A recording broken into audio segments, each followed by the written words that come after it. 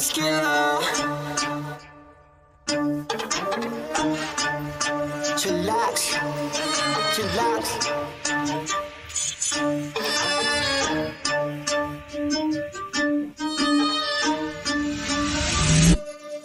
Kapag si Tito Well nag-demo, kitang-kita mura presyo. Lahat kalidad, hindi invento, trabaho pero tao-tao. Bago ilabag dapat kalidad, di lang basta pamato. Lahat detalye makukuha, di lang basta Pansin ko may bago na namang unit dito. First time dito sa ating YouTube channel.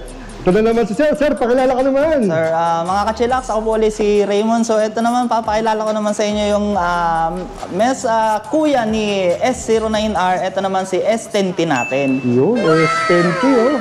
Bagong-bago to, ah. Tsaka parang pansin ko dito, Sir, no? Parang may fusion ni ano, no? Yes, fusion tayo ng cab tsaka S07. Yun! Sa kanya sa unit na to. Ganda, no? Sa unit natin, ito na is yung glossy gray niya.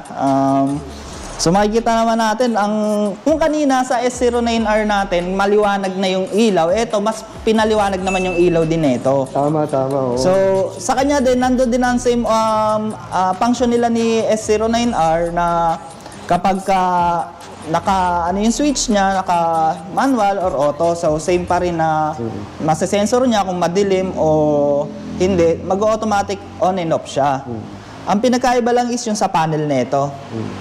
So kung makikita natin yung panel niya medyo pinaliit, pero kitang-kita naman natin yung mga kailangan nating malaman, which is yung kung naka-park mode niya ba tayo, battery percentage, then bar, turning signal, oras, tsaka yung on ng ilaw natin.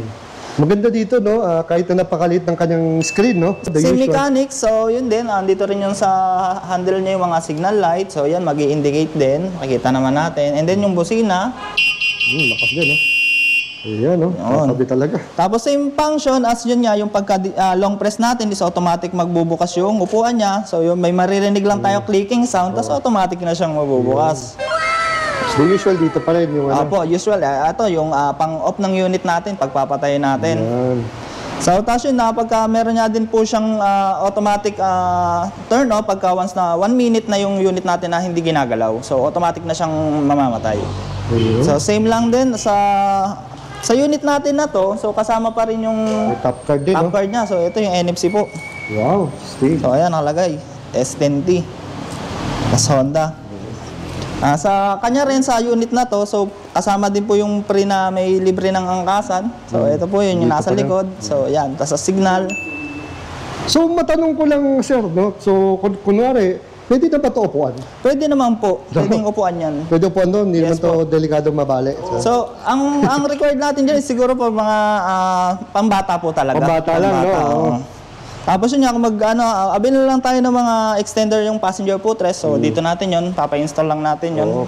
Pero yun is not include pa natin sa unit natin, sa S10. So pansin ko sa S10 natin, wala yung ilaw dito. Ayan naman sa kanya na. Compared kay S09, no? Oo, kay S10 naman natin, medyo minimal lang sa kanya. Oo, ano. So the usual, malapad yung fender, rear fender dito, may takip dito sa gilid, rear suspension. Almost the same din ba, Sir, ang ano niya? Halos sa specs nila ni S9R, yun nga, parehas po sila. Honda Sandero motor, tapos 400 watts na power rated, tapos 48 na 24 ampere na lithium battery pa rin po. So, Sir, yung top speed dito, parehas din ba? Ito sa kanya, hindi na siya upgradable, pero fix na siya sa 40 kph 40 ang top speed niya. Tapos ang kanyang range? Same as sa S9R natin na magre-range siya ng nasa 80 km range naman sa kanya. Yun, parang sa tingin ko, ito yung lamang nila, no? Doon sa mga previous generation ng Sandero, kasi medyo no? mas malayo yung nararating nila na range. Oo. So para sa iyo, Sir, anong pagkakaiba ng S10 tsaka S09? So, physically lang naman talaga ang pagkakaiba nila yung look Pero yung mga power rated nila, same lang talaga. Same lang. Sa looks lang talaga nagkaiba. So, mamimili na lang talaga yung mga ka-chillax natin kung anong unit yung gusto nila or mga prospect buyer na kung ano yung mas matitipuhan nila. Kasi nga sa unit natin is meron niya pong mga 3 available color. Gray, tapos black and white po. S09 pala, ano bang available colors natin? Sa S09 natin yan, meron din siyang white, may black, tsaka may rose din po. Yes. Rose yellow. Lahat po yan, Sir, available? Opo, available po. Sir, ano mga previous natin dito sa ating S10C? So sa ST natin, once na nag-avail din po tayo ng unit natin, it comes pa rin po yung pre natin na side mirror, center stand, backplate na electric pag designated sa kanya, phone holder, nice cycle helmet na ICC na po yun, tsaka nice cycle t-shirt, and then pre-delivery pa rin po tayo dito. Yun, yung maganda. No? Delivery, 100 kilometers. Yes po mga Chillax, 100 km range, pre-delivery tayo. Ano? Yan. So sir, ang pinakaantay na lahat, anong ating SRP nitong ating... So dito sa unit natin, S10? SRP po natin is 70,500 din po, and then pagka inabil natin siya ng straight payment or cash is 59,925 din po siya. Same as S09R natin. Yan. Ano pong magandang i-waste para madaling makita itong yung bagong-bagong siya? I-waste lang po natin is Nice Cycle Emus.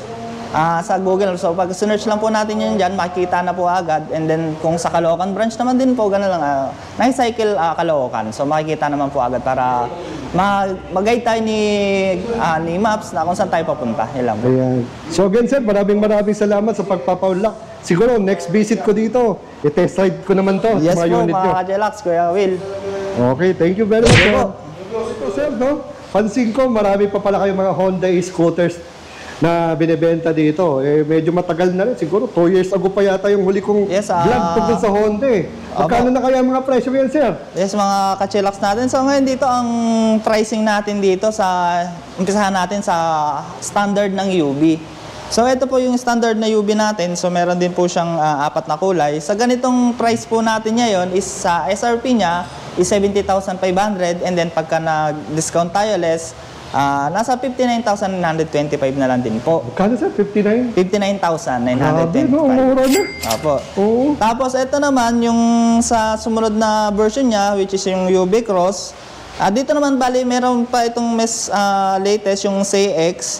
Bali, same price sila na SRP is 75,300. Pero pag inabil natin ng straight para makuha yung discount, magpa-price na lang po siya ng 64,005 pesos. Tapos dito naman tayo sa Sandero natin na SO7. Yan, favorite ko to dati, SO7 So ngayon, ang price niya lang sa standard unit niya is 49,555 na lang po. Sa pag kinuha naman natin siya ng installment or SRP price niya is 58,300 naman po. And then mga Ka-Chillax, dito naman tayo sa legendary na 5,000 unit lang yung na-release, yung MS01 natin. So sa SRP niya naman is 47,000 pagka kinuha naman natin ng straight payment cash. So naglalaro na lang po siya ng 39,950. Grabe, murang-mura na, no? And then dito naman sa mga, alam din natin, mga legendary, mga motor-based na model na ginawang electric, which is yung DAX natin. Ito yung DAX. So same price po sila ni Cab na 70,500 yung SRP, and then pagka kinuha natin ng straight or cash payment para mabil yung less 15% is nasa 59,925 na lang din po siya. Wow. Itong dalawang unit na to. Grabe, murang-mura. Discounted price po iyon. Sana all. Sir, pagdating naman sa mga accessories natin. Ayan, so mga accessories na andito pa rin naman po yung mga accessories natin. Like, ito po pang S07 natin. So, merong center box. Price naman po niya is 9,000 sa SRP, 7,650 naman pagka straight or cash. Ito naman po is 7,000 sa SRP, and then 5,950 naman po pagka in straight payment natin. Ito naman sir, para saan ba to? Para sa likod, bottom box control. Dito po siya nilalagay sa mga Pang SO7 lang ba? Yes, pang SO7. Opo. Yun. Meron din naman tayong mga pang other unit. Yun. Yan po tayo sa kabila. So, yan naman pong nasa right side natin yan naman po ay pang Summer. So, center box po yan. 9,000 naman po ang SRP, 7,650 yung discounted price.